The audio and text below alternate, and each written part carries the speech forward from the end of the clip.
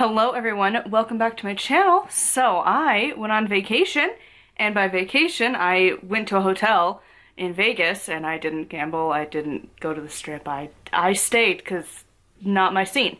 But I made a commitment of reading, so I read a lot.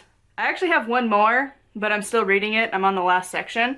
For the people who follow me on Instagram, I've been posting it on my stories of each book as I finished it, so if you want to stay more up to date of what I'm doing on the daily, I usually post it there. But yeah, I read all of these while I was in Vegas for the last 4 days, and so I'm going to be talking about these over the next week or so. And yeah, so there's a lot of them, and let's just jump in. So the first one, I had started it just a little bit like a chapter or two before we left, and it was this book. You probably guessed by the title. But it's Year of the Witch, Connecting with Nature's Seasons Through Intuitive Magic by Temperance Alden, founder of Wild Woman Witchcraft. So, there's another review out there of this book, and I'm going to link it in the description, and I definitely recommend you check it out, because I had a lot of similar thoughts as this other channel. This is very not what the title claims. So I had bought this book, as many other people have, based on reviews, that this was about intuitively making a wheel of the year for yourself. So you would assume that would be the majority of the book, and it's not really. So the first part of it, I could kind of, I guess, grant some leeway. It talks about intuitive witchcraft and how to do that, I guess, kind of. She constantly acts like she's the first one to say these things and that it's never talked about anywhere. It has been, though. That, like, you don't have to do certain things, or you can do what works for you, and she acts like she's the first one who's ever said that, and she's not. I'm pretty sure it started in, like, the 80s, as Cunningham started to publish, because I know certain authors, like, traditional Wicca, yeah, it's kind of do it our way, because it's a tradition, and then eclectic Wicca started to come around, and then it's slowly morphed into just overall witchcraft. A lot of witches don't follow a specific tradition.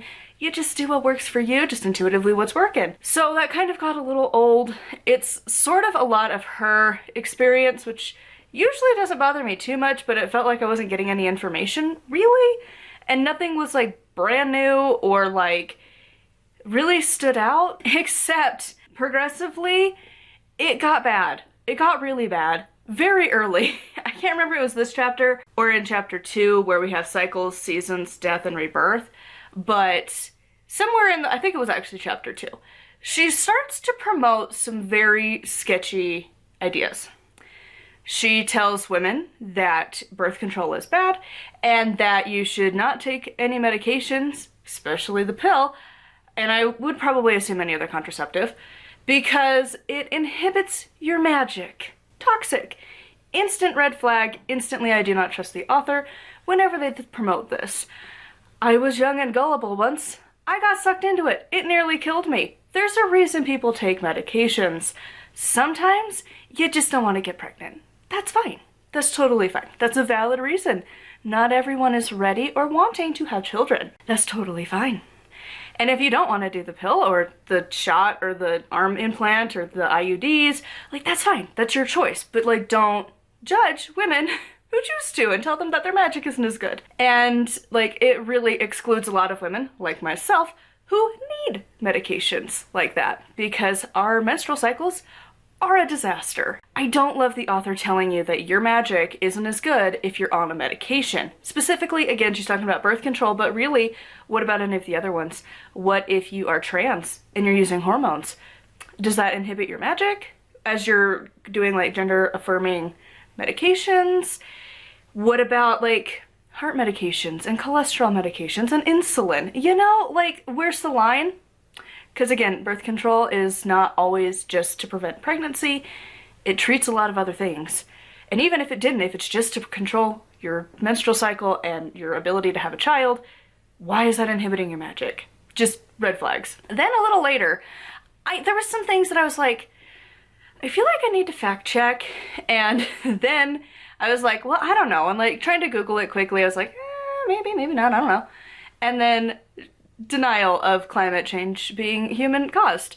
And it's like, yes, there's certain things that happen in nature that it happens, But to say that climate change is not caused by humans is like, been living under a rock or something, have we? Because scientists have said that for a long time.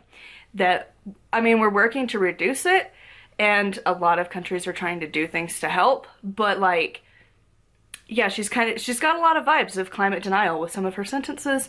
I'll go over that more in the extended discussion on Patreon. Then the next few chapters just kind of felt pointless. It has nothing to do with the Wheel of the Year. Elemental magic, cool, why does that have to do with the Wheel of the Year? It didn't. It was just a Wicca 101 book. And she has that for multiple chapters for a while, and then you don't even get to talking about the Wheel of the Year until chapter 9. Other than that, it's just beginner witchcraft stuff, and it's like, that's fine, whatever, but that's not what I'm here for this book. Like, why are we not talking about the Wheel of the Year, how to make it intuitive?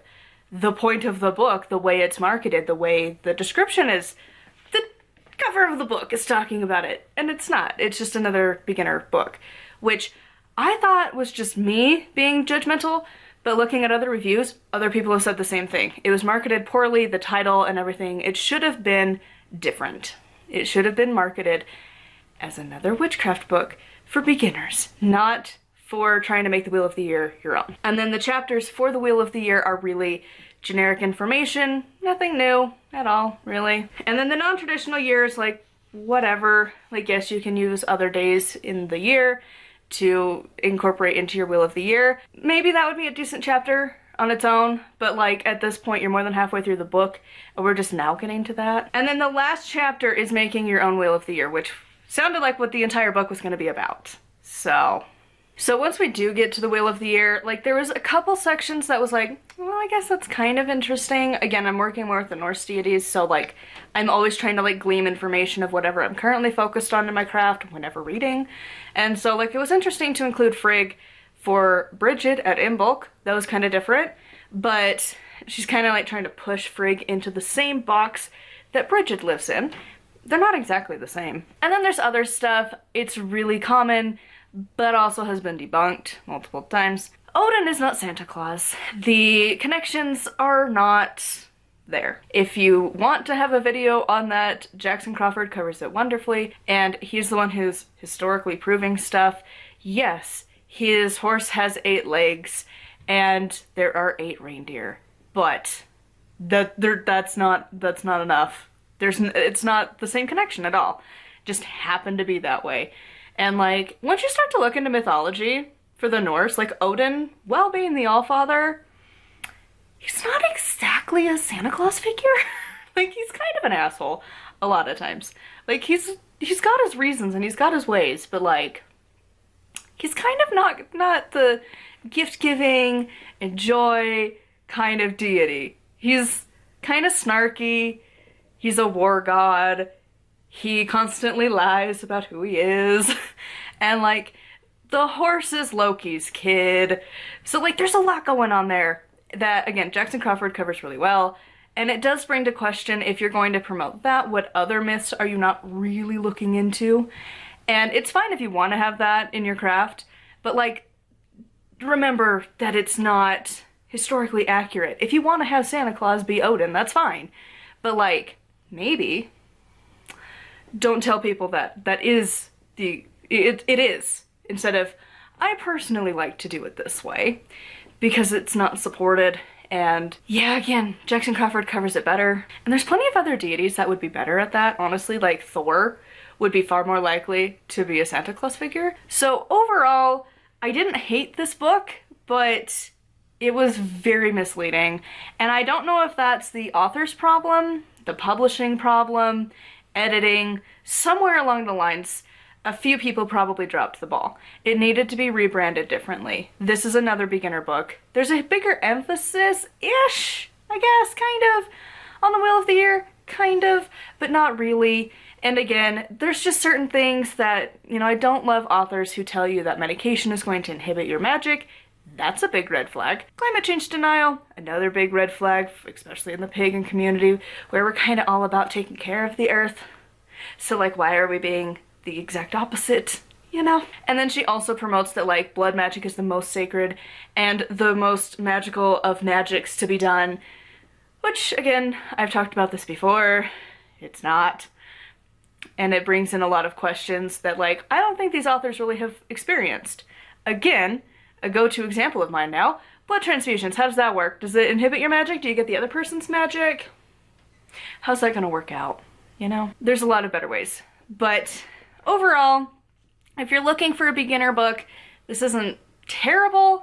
I don't think I would recommend it though because of the fact that, again, telling you not to do medications, climate change denial, and again, they're like mythology and stuff. There's just a lot of stuff that I feel like I would have to fact check that the publishing and editing should have had done. This isn't self-published, this is from a big publishing house. So I expected more from Wiser Books, so now I'm a little concerned.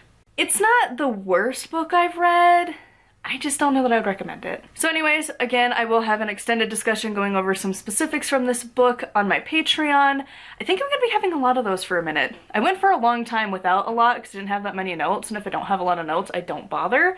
But this one, I do. So that will be going up probably today or tomorrow on Patreon.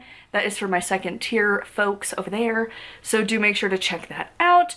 Speaking of which, thank you to my Patreon support. They are over here. And if you would like to support me on Patreon, it is patreon.com/nightwillowcraft. You get exclusive content such as the extended discussions for books when I have notes. And then also on my third tier, I do talk a lot about a variety of things. I've been going through Inner Temple of Witchcraft. I'll be closing that up at the end of October and moving on to Outer Temple of Witchcraft finally, only like years in the making. Do monthly recaps of magic and life and just kind of general updates. And I am posting a vlog for Maybon that we did. That'll be going up over there sometime early October. So there's a lot of stuff on Patreon if you want more from me, a little bit more behind the scenes stuff. It's over there. But over here on the main channel, do make sure to like, comment, and subscribe. I post every single day. And until next time, thank you so much for watching, and blessed be.